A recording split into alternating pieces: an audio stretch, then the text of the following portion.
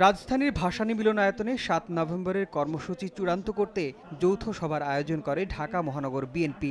সভায় বিএনপির মহাসচিব মির্জা ফখরুল ইসলাম আলমগীর অভিযোগ করেন, গণতান্ত্রিক আন্দোলন করতে চাইলেও তাতে বাধা দেয় সরকার।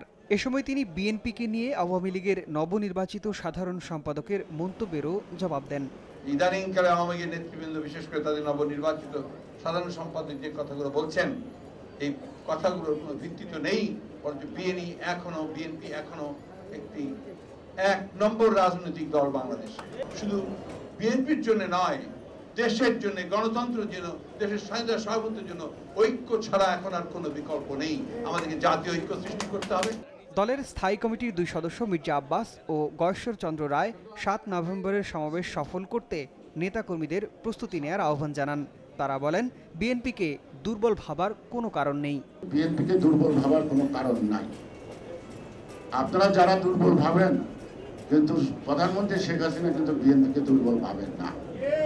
যদি ভাবত তাহলে এত কথা বলতো না। গণতন্ত্রের পথে আসেন, নির্বাচন কমিশন করেন।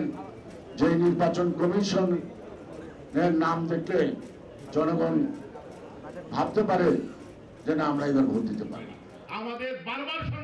এদিকে রাজধানীর সেগুনবাগিচায় কচি কাঁচা মিলনায়তনে বাংলাদেশ লেবার পার্টির এক আলোচনায়ও অংশ নেন মির্জা ফখরুল। সেখানে তিনি বলেন, সরকার বিরোধীদের দমনের মধ্য দিয়ে ভিন্ন কৌশলে একদলীয় সরকার কায়েমের চেষ্টা করছে। যে আমরা নির্দলীয় নিরপেক্ষ সরকারের অধীনেই নির্বাচন চাই। শাহাদাত হোসেন, যমুনা নিউজ, ঢাকা।